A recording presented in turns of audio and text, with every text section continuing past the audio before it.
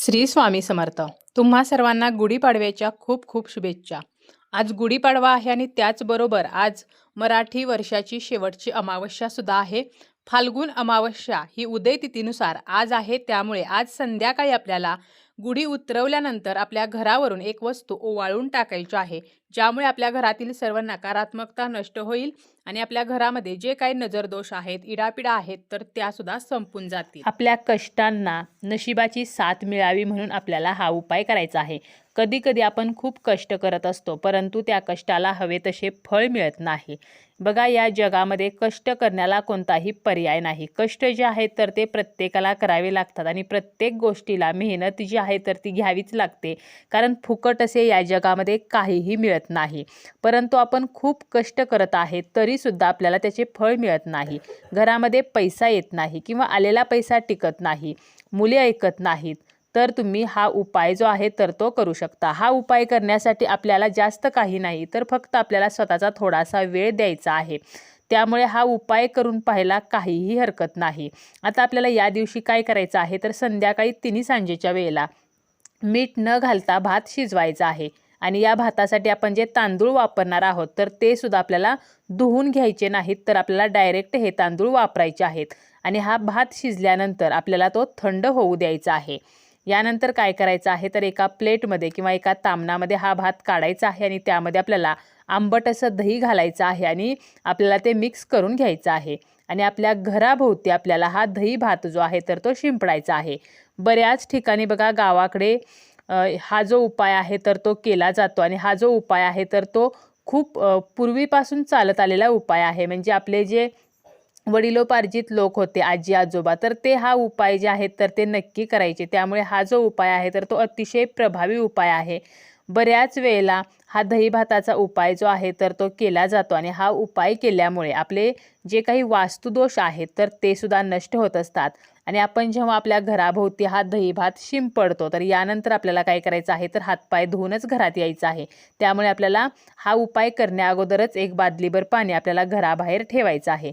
आता जे शहरामध्ये राहतात, जे फ्लॅट सिस्टीममध्ये राहतात, तर त्यांना दही भात हा घराभोवती शिंपडणे शक्य नाही. मग त्यांनी काय करायचं आहे, तर दही भात जो आहे तर तो आपल्या ओंजळीमध्ये घ्यायचा आहे किंवा एका प्लेटमध्ये घ्यायचा. ती प्लेट ओंजळीमध्ये घ्यायची आणि सर्व भिंतींना आणि आपल्या घराचे जे कोपरे आहेत तर त्या ठिकाणी आपल्याला या भाताचा स्पर्श करायचा आहे. अगदी तुम्ही मुठीमध्ये जरी हा दही भात घेतलात तरीसुद्धा चालेल.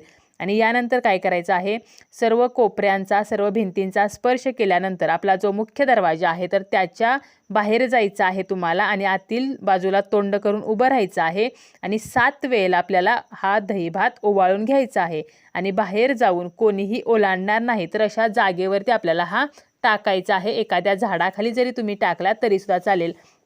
यामुळे जे काही नजरदोष आहेत, नजरबाधा आहे तर ती नष्ट होते आणि जी काही नकारात्मकता आहे तर ती सुद्धा राहत नाही. यानंतर आपल्याला काय करायचं आहे, तर बघा, दुसरा उपाय, एक नारळ घ्यायचा आणि तो नारळ मुख्य दरवाजावरून 7 वेळेला ओवाळून घ्यायचा आणि तो आपल्याला फोडायचा आहे आणि दूर नेऊन टाकायचा आहे. अतिशय साधा सोपा हा उपाय आहे, तो तुम्ही करू शकता.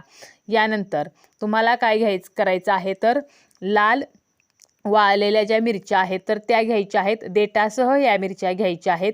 यानंतर थोडेसे मोहरीचे दाणे, 5 ते 7 मोहरीचे दाणे, 3 खडे मिठाचे खडे घ्यायचे आहेत. आणि हे सर्व साहित्य तुम्हाला तुमच्या ओंजळीमध्ये घ्यायचं आहे आणि आपल्याला आपल्या घराची नजर काढायची आहे. यापूर्वी आपल्याला अग्नी जो आहे तर तो प्रज्वलित करायचा आहे. एखाद्या भांड्यामध्ये तुम्ही अगदी कागद पेटवले तरी चालतील किंवा तुमच्याकडे चूल असेल तर चुलीमध्ये आपल्याला अग्नी प्रज्वलित करायचा आहे. आणि हे सर्व साहित्य ओंजळीमध्ये घेऊन आपल्याला आपल्या मुख्य दरवाजावरून 3 वेळेला किंवा 5 वेळेला किंवा 7 वेळेला ओवाळायचं आहे, म्हणजे घराची नजर काढायची आहे. आणि यानंतर हे सर्व साहित्य आपल्याला पेटत्या अग्नीमध्ये नेऊन टाकायचं आहे. हे सर्व करताना आपल्याला अजिबात बोलायचं नाही, कोणाशीही बोलायचं नाही, ही एक गोष्ट आपल्याला लक्षात ठेवायची आहे. आता जर तुम्हाला अग्नी पेटवणं शक्य नसेल तर मग काय करायचं आहे, तर तुम्हाला फक्त मीठ आणि मोहरी घ्यायचं आहे. अशाच प्रकारे आपल्या घराची नजर काढायची आहे आणि आपल्याला खरकट्या पाण्यामध्ये किंवा तुम्ही टॉयलेटमध्ये सुद्धा हे फ्लश करू शकता. तर अशा प्रकारे आपण आपल्या घराची नजर काढू शकतो. आता जर तुम्ही हे अग्नीमध्ये टाकलं आणि असं म्हटलं जातं बघा, आपण नॉर्मली जर मिरची ही आगीमध्ये टाकली तर ठसका लागतो, परंतु जर आपल्या घराला नजरदोष लागलेला असेल तर हा ठसका जो आहे तर तो लागत नाही. त्यामुळे जर तुम्ही या वस्तू अग्नीमध्ये टाकल्या आणि ठसका आला नाही तर समजून जायचं की तुमच्या घराला नक्की नजर लागलेली आहे आणि या उपायामुळे ती नजर जी आहे तर ती निघून जाणार आहे. यानंतर तुम्हाला काय करायचं आहे बघा, तर या दिवशी तुम्ही 7 प्रकारची धान्य घ्यायची आहेत. त्यामध्ये तुम्ही गहू घ्या, बाजरी घ्या, ज्वारी घ्या. तर अशी 7 प्रकारची धान्य घ्या आणि ती तुम्हाला 7 वेळेला तुमच्या मुख्य दरवाजावरून ओवाळून घ्यायची आहेत आणि ही सर्व धान्य तुम्हाला नेऊन कुठे टाकायची आहेत, तर पिंपळाच्या झाडाखाली ठेवायची आहेत. यामुळे आपले जे काही शनिदोष असतील, पितृदोष असतील, कालसर्पदोष असतील किंवा काही ग्रहदोष असतील तर ते नक्की नष्ट होत असतात. आणि या दिवशी आपण हे पिंपळाच्या झाडाखाली ठेवल्यामुळे आपल्याला माता लक्ष्मीची सुद्धा कृपा प्राप्त होते आणि श्रीहरी विष्णूंचे सुद्धा आशीर्वाद प्राप्त होत असतात. तर हा सुद्धा साधा सोपा उपाय तुम्ही करू शकता. 7 धान्य म्हणजे तुम्हाला काय करायचं, अगदी तुम्ही थोडं 4-4, 5-5 दाणे प्रत्येक धान्याचे घेतले तरी चालतील. आणि हेही शक्य नसेल तर मग तुम्हाला काय करायचं आहे, तर काळे उडीद घ्यायचे आहेत. तुम्हाला 1 चमचाभर काळे उडीद घ्या किंवा अगदी तुम्ही मूठभर घेतले तरी चालतील किंवा तुम्ही काळे तीळ जे आहेत तर ते घ्यायचे आहेत.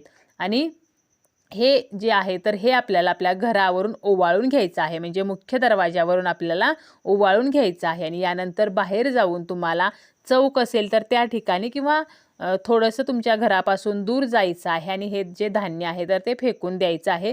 परंतु हे कोणाच्याही अंगणात पडणार नाही, कोणाच्याही अंगावरती पडणार नाही किंवा यावरती कोणाचा पाय पडणार नाही, याची काळजी घ्यायची आहे. तर अशा काही वस्तू आहेत, यापैकी कोणतीही एक वस्तू आपण आपल्या घरावरून ओवाळून टाकायची आहे. परंतु यावरती कोणाचा पाय पडणार नाही, याची बाधा कोणाला होणार नाही, याची काळजी आपल्याला घ्यायची आहे. कारण या वस्तू जेव्हा आपण ओवाळणार आहोत तर त्यावेळेला आपल्या घरातील सर्व जे काही नकारात्मक दोष असतील, जे काही बाधा असेल तर ती सर्व या आपण ज्या वस्तू ओवाळतो त्यामध्ये कॅप्चर झालेली असते. आणि यावरती जर इतरांचा पाय पडला तर त्या नकारात्मक गोष्टींना त्या व्यक्तीला सामोरे जावे लागते. त्यामुळे कोणालाही नुकसान होणार नाही याची मात्र आपल्याला काळजी घेऊन हा उपाय जो आहे तर तो करायचा आहे.